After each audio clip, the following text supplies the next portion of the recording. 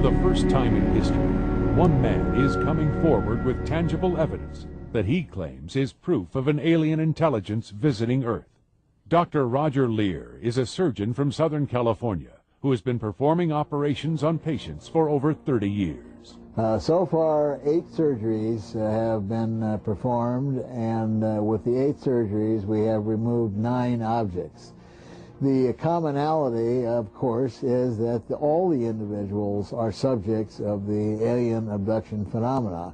In 1996, he performed one of the first surgeries to remove an alien implant from the jaw of an alleged abductee.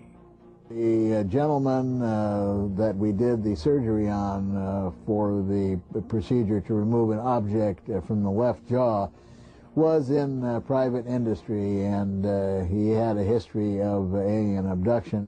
As with most abductees, the patient was reluctant to come forward or to have his face publicly shown.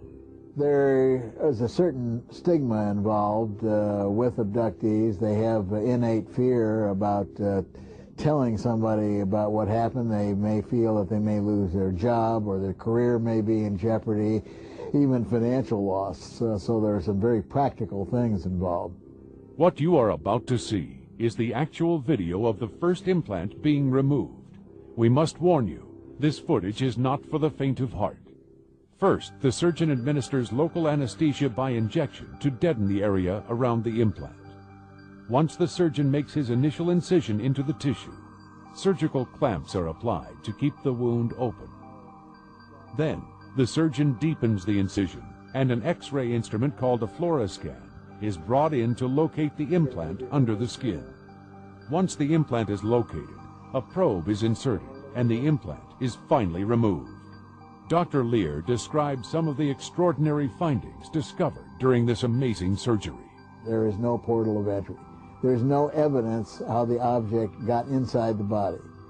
Then when we look at the soft tissues that surround the object, we find there is no inflammatory response. This is impossible, because anything that enters the body should have an inflammatory response. And then thirdly, they are surrounded by a large number of nerve proprioceptors which are not anatomically correct. Once the outer biological membrane was removed, it revealed a triangular-shaped object. This object was housed in yet another gray membrane. Remarkably, this inner membrane could not be cut, even with a surgical scalpel. The implant was then sent to Los Alamos National Laboratory for metallurgic testing. We knew that when we got the initial report back from Los Alamos that we didn't have something that was common, because Los Alamos is a world-class laboratory and would not recommend further testing on anything that they didn't feel was strange. So it was the combination of elements that were in these objects that I think inspired them to advise us that more tests should be done. The implants were then sent to New Mexico Tech Laboratory, where a battery of metallurgic tests were performed on the objects. The theory that they put forth was that these were portions of meteorites. They did not know they were removed from the human body. Amazingly, the New Mexico Tech Lab report revealed that the elements in the implants were composed of meteorites so rare, only a few had ever been found. At this point, scanning electron microscope analysis was conducted on the implants. The results revealed the implants were manufactured and not naturally occurring meteorites. Amazingly, results showed the implants had been connected to the patient's nerve endings.